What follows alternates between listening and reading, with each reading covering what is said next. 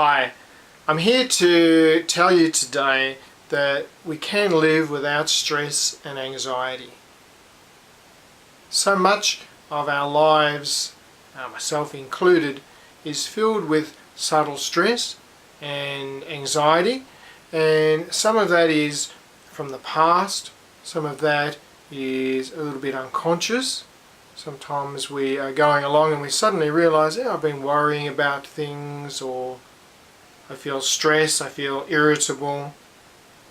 So first thing to get in touch with in dealing with stress and anxiety is to identify the triggers, identify what sets us off, and to take care of ourselves during those occasions. So if I'm finding it stressful to go shopping, maybe I won't go to the shops today if my energy's a little fragmented, a little bit low. Maybe if I'm getting anxious, I won't watch the news about financial doom and gloom or such like. We each have to take care of ourselves with our own limits, our own standards and what's happening for us. The second thing about stress and anxiety is that often we can't do anything about it because of that unconscious nature. It just comes up. So when it does, we have to work with dissipating that energy. So I have a range, for example, of meditation CDs, and I found meditation and sitting quietly to be a great tool. Sometimes we can do exercise to let energy out. Sometimes when I'm frustrated, I'll just let out, I'm really frustrated, let out some noises. Maybe talk to some people. And also with anxiety is to work at building security for myself, an inner feeling of safety and everything's okay, because a lot of underlying anxiety is from the past when we didn't feel so safe, or experiences where there was lack or we felt threatened in some ways. So that's working with our emotions and when the feelings are maybe unconscious as much as we can.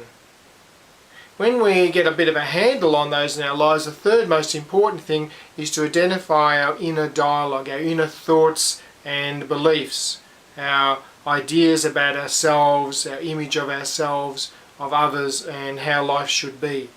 Because a lot of stress comes from my thinking about life, that life should be a certain way, and I should be a certain way, that others should be a certain way, and all the resentments which come from our expectations on ourselves and others, because expectations are always resentments maybe waiting to happen when they're not met. Now, thinking can be subtle or not so subtle. We can have constantly recurring thoughts, and the key to unraveling our thoughts and that create stress is to look at our judgments around shoulds. Like I said, that we should be a certain way, that life should be a certain way. Any internal judgments, and often these come out onto others, we're blaming others, they should do this, they haven't done that, to our standards, our ideas of how things ought to flow. Then as soon as we start to identify these inner judgments, then we can start to unravel them and question our underlying beliefs. Because a series of lots and lots of beliefs will be running in our lives about how life should be, from our conditioning, our parents, our schooling, religions, whatever. So becoming clear and really identifying those and where they create stress is the key. So it's not about giving up beliefs, it's not about letting go of things for the sake of it, to have a stress-free life. It's only examining when we have stress in our lives to look at what is the internal dialogue related to how we see life at the time it's happening. If I'm not suffering, often I'm in a state of relaxation. I might notice that when I'm going on holidays, when I'm more open, more relaxed, and I just feel I go with the flow, things don't irritate me so much. So take each day as an opportunity to be stress-free. Do whatever you need to do to, one, tune into the emotions and work with those emotions of stress and anxiety, and to identify where the beliefs are blocking, causing, so to speak, where we get triggered and irritability or discontent arises. So those are the signs, those are the barometers, those are the symptoms in which we can examine through them, and they're the key to releasing. Where I get stressed is my key to peace, because where I'm getting stressed is just where I'm getting, like my foot gets caught on the carpet, or where I'm catching my sleeve on the door handle.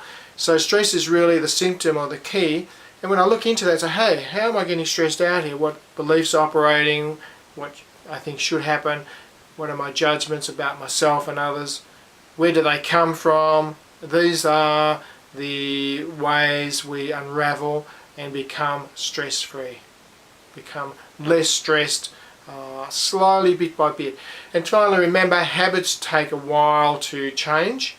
Habits aren't formed overnight, and habits do take a little while to unravel. Sometimes it can take a lifetime. When there's been a lot of trauma and stress in early life, it can take many years. But every day, every time something happens, an opportunity to say, hey, I'm not going to buy into that, I'm going to let it go. I'm just going to let it go, okay?